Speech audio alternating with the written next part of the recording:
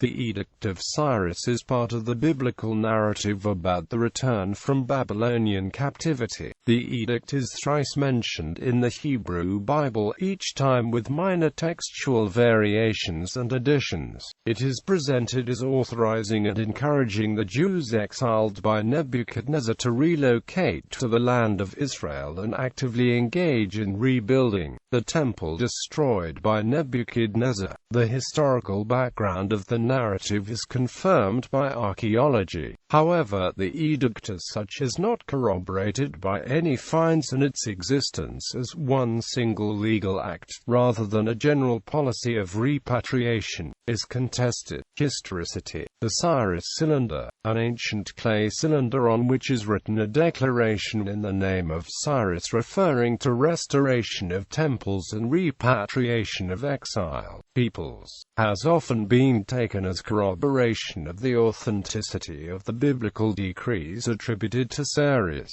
But other scholars point out that the cylinder's text is specific to Babylon and Mesopotamia and makes no mention of Judah or Jerusalem. Professor Lester L. Grab asserted that the alleged decree of Cyrus regarding Judah cannot be considered authentic, but that there was a general policy of allowing deportees to return and to re-establish cult sites. He also stated that archaeology suggests that the return was a trickle, taking place over decades, rather than a single event.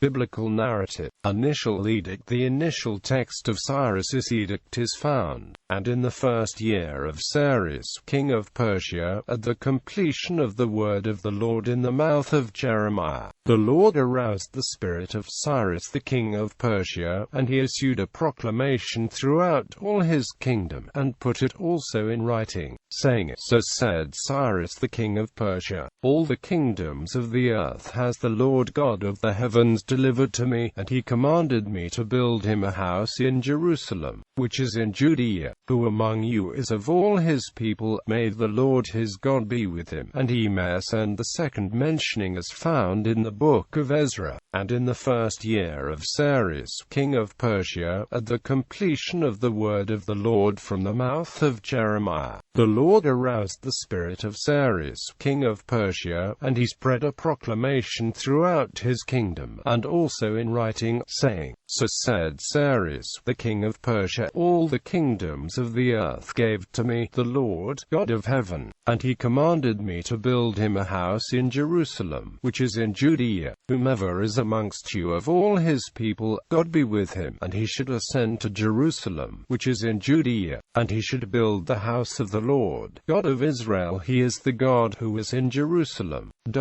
And whoever remains from all the places where he resides, they should promote him the people of his residence with silver and with gold and with possessions and with cattle, with the donation to the house of God, which is in Jerusalem, challenged by Cutham. The book of Ezra relays how the people of Cutha, known in Hebrew as Cutham and quoted as the adversaries of the returning exiles, initiated a request to join in the second temple construction.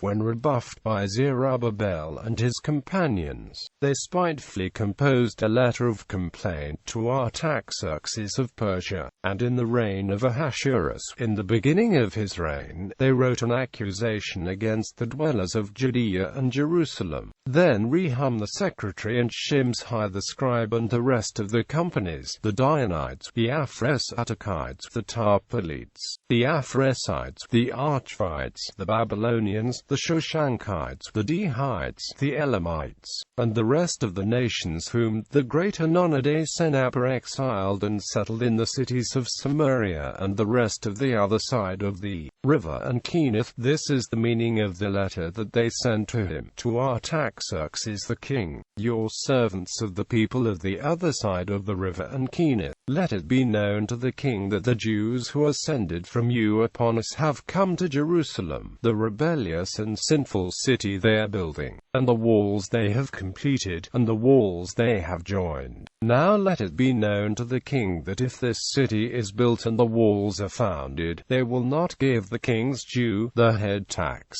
or the meal tax, tax they will not give, and the tax of the kings will suffer. Now, in view of this, that we wish to destroy the temple, and it is improper for us to witness the king's disgrace. We have therefore sent and notified the king, that one should search in the annals of your fathers, and you will find in the annals, and you will know that this city is a rebellious city, and it injures kings and countries, and they have made rebellion in its midst since days of yore. Because of this, this city was destroyed. We make known to the king that if this city is built, and its walls founded, because of this, you'll have no part in the other side of the river. The commentary work of Rabbi Meir Weiser advances the notion that the party of Mithridates took advantage of the document's translation. Protocol of Cyrus the Great's government, essentially the protocol that each country of his kingdom was entitled to speak the unique language and pen texts to the king in the native tongue, and have the presiding local offices of Artaxerxes of Persia translate the document. Rabbi Weiser continues that Mithridates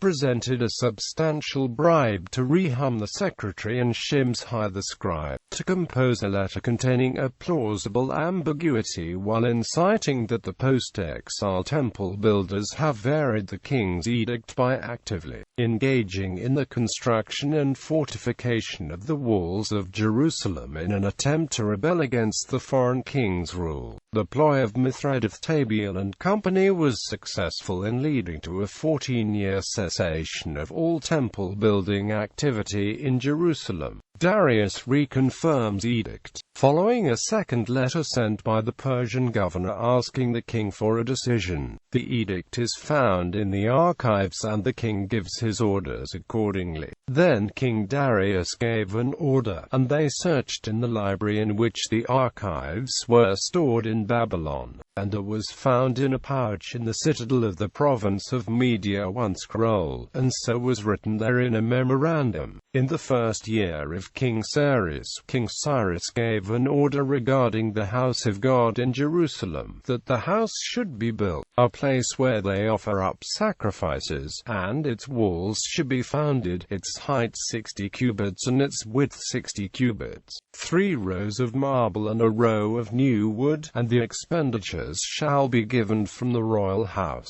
5. And also the vessels of the house of God, of gold and silver, which Nebuchadnezzar took out of the temple that is in Jerusalem and brought to Babylon, let them be given over and brought to the temple that is in Jerusalem to its place, and they shall be deposited in the house of God. Now Tattenai, the governor of the other side of the river, Shethar-bozenai, and the companies, the Apharsachites, who are on the other side of the river, distance yourselves from there. Leave the work of this house of God, the governors of the Jews, and the elders of the Jews, this house of God they shall build in its place.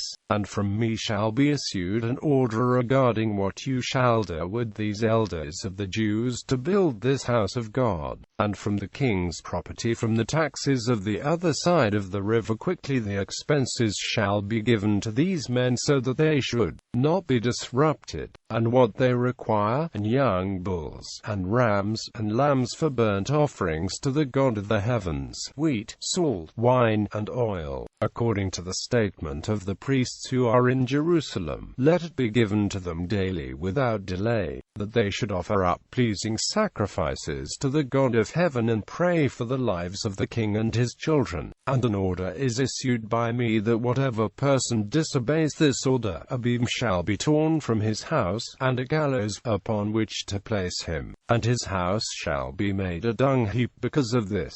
And God, who caused his name to rest there, will cast down any king or people that lays a hand to alter and destroy this house of God, which is in Jerusalem. I, Darius, have issued an edict. It shall be swiftly executed.